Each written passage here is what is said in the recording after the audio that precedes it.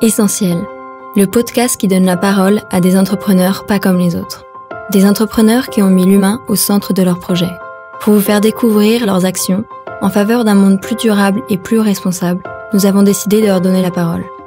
Ensemble, plongeons dans le secteur de l'économie sociale et solidaire, un secteur plus que jamais essentiel à notre société. Bonjour à toutes, bonjour à tous. Je suis ravi de vous retrouver pour ce nouvel épisode de notre série de podcasts Essentiel avec ESS en majuscule comme économie sociale et solidaire. Aujourd'hui, nous accueillons Élodie Redon, cofondatrice de l'association Compagnie Ode Mélodique. Bonjour Élodie. Bonjour. Élodie, vous faites partie des associations qui ont été soutenues par les caisses d'épargne à l'occasion de leur appel à projets utiles et solidaires avec les jeunes. Vous vous adressez à des enfants de 5 à 11 ans et vous les rendez acteurs d'un conte musical. Vous pouvez nous expliquer ?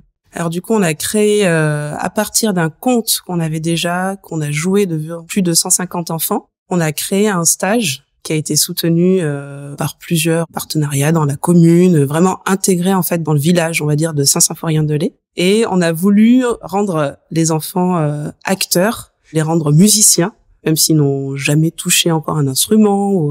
Et pendant une semaine, on les a dans le théâtre pendant 5 jours, 5 matinées, 5 après-midi, pour créer un conte musical. À la fin, ils seront vraiment acteurs, jouant sur scène.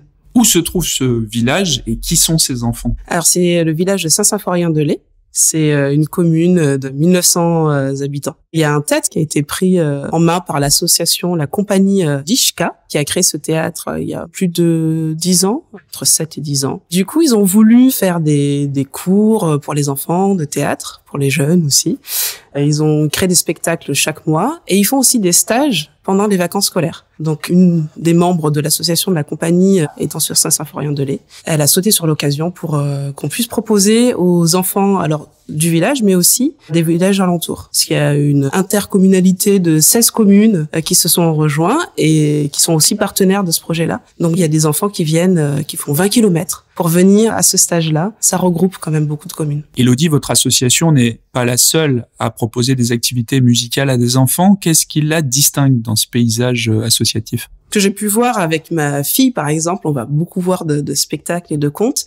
Souvent, les enfants sont un peu spectateurs de cette musique. Nous, ce qu'on souhaite vraiment beaucoup, parce qu'on est pédagogue aussi, c'est les rendre acteurs. Le côté participatif est présent autant dans le conte musical, où les parents, autant que les enfants, vont faire de la musique pendant tout le conte, et à travers les ateliers, les stages qu'on souhaite développer à l'avenir. Ça a quelle utilité de mettre ces enfants à la musique et de les rendre acteurs de la création d'un tel conte ? Alors, pour nous, ça serait très très long de dire tous les besoins que ça comble, tout ce que ça génère.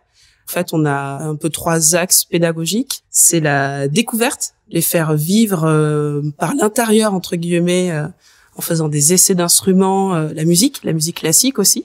Parce que la musique classique est pas tout le temps, c'est pas celle qui est le plus écoutée par les jeunes quand même. Et du coup, là, ça leur permet de rentrer dans cette musique-là sans avoir d'a priori, de toucher les instruments. L'autre axe, c'est la création, la créativité. Créer du texte, en créant un conte, créer de la musique, une ambiance sonore, donc s'approprier le son pour se découvrir, pour être en interaction avec les autres aussi. Et le dernier axe, c'est être acteur, être comédien, comédienne, et aller sur scène. Quand on sait faire ça, peut-être que ça va même jaillir plus tard dans leur vie d'adulte, quand ils feront un entretien d'embauche. Ils se souviendront du théâtre des Mansardes à Saint-Symphorien-de-Lay quand ils avaient 10 ans. Donc ça permet de s'affirmer et d'être en lien avec les autres et de se découvrir et de découvrir les autres. Il vous arrive de participer du coup à des festivals ? C'est le cas notamment du festival entre Rhône et Saône à Lyon. Oui, c'était notre premier festival, même si on en avait fait avant la compagnie, aussi avec la musicienne Maud Georges. Ce festival est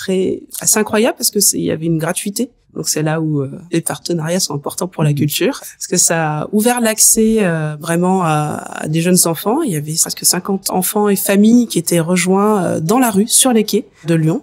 Des personnes qui passaient aussi, qui s'arrêtaient. Des personnes sont revenues même le lendemain pour voir le conte. Si c'était payant, il y aurait peut-être pas eu de deuxième fois. Donc ça aussi, on aime bien ce côté très ouvert. Et c'était une superbe expérience où on pouvait après discuter avec les gens, leur faire essayer les instruments.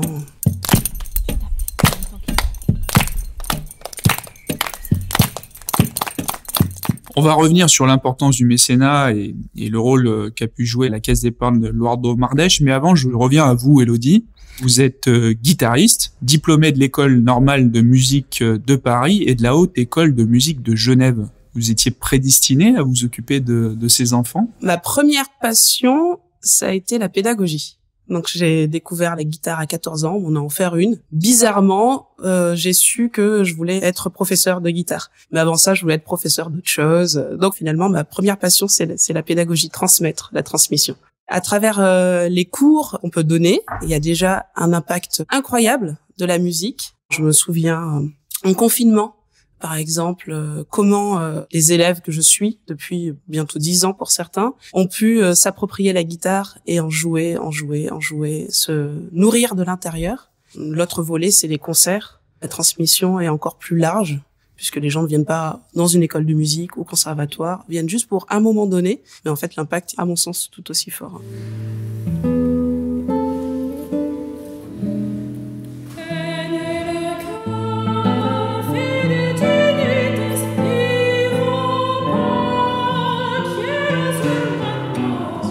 Vous avez fait l'union de deux passions, alors la musique et la pédagogie, c'est formidable et vous travaillez également dans des environnements assez variés, je crois. Vous avez à la fois monté un projet de messe avec des Sénégalaises, vous avez aussi un projet démo dans les prisons. Vous êtes sur différents terrains de jeu, je dirais. Alors c'est Maud Georges qui a des projets dans différentes institutions.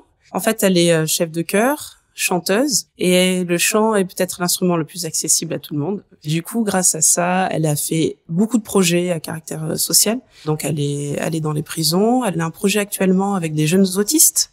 Et le projet Demos, là, c'est un projet même, je crois, européen, qui donne accès à la musique à des enfants en difficulté scolaire ou sociale.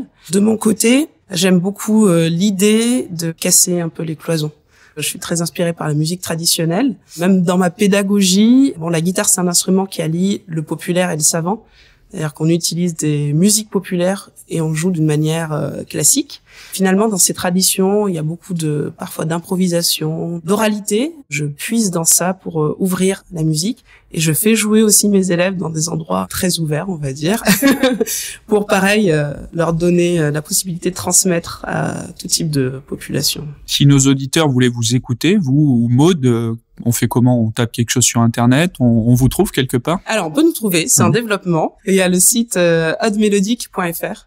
Et on a aussi une page Facebook, Compagnie Odd Mélodique. Alors c'est CIE Odd Mélodique avec des majuscules à Odd et à Mélodique. Et là, on peut retracer notre parcours. On fait à chaque fois un petit billet après nos concerts, l'avant-concert, l'après-concert. Parfois, c'est vrai qu'on aime vraiment rencontrer les gens. Ça amène parfois à de nouvelles aventures. Donc, on aime bien en témoigner. N'hésitez pas à venir nous voir sur ce site. Une dernière question, Élodie, le soutien de la Caisse d'épargne Louardo-Mardèche, concrètement, ça vous apporte quoi quand les entreprises vous soutiennent comme ça? Ça répond à quel besoin? Alors quand on est une association, on va dire une petite association, c'est crucial d'avoir ces soutiens financiers.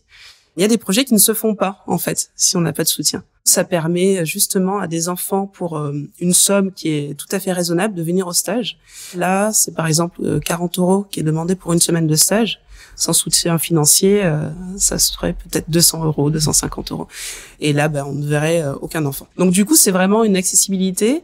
Nous, on estime aussi proposer un projet de qualité. On est des professionnels de la musique, donc on vit de ça. Si on n'avait pas ces soutiens financiers, il faudrait qu'on se tourne vers autre chose. Ça nous permet en fait de professionnaliser les projets et de continuer tout simplement. Bien sûr, et ça génère évidemment toutes les vertus que vous avez décrites sur ces enfants et ces jeunes qui participent à ces ateliers. Élodie, avant de conclure, je crois que vous vouliez faire une dédicace à vos deux amis dans l'association. Oui, il y a Maud Georges qui est musicienne, cofondatrice de l'association, et Apolline Redelet qui a un poste clé qui est celui de l'administration. C'est une artiste du fichier Excel. C'est un poste essentiel pour nous. On les salue et on les félicite ainsi que vous. Merci beaucoup d'avoir accepté de témoigner, Élodie. Merci beaucoup. Si vous souhaitez en savoir plus sur l'association, rendez-vous sur www.oddmelodique.fr. Vous pouvez également visiter notre site internet pour en savoir plus sur le soutien qu'apportent les caisses d'épargne aux acteurs de l'ESS. Au revoir.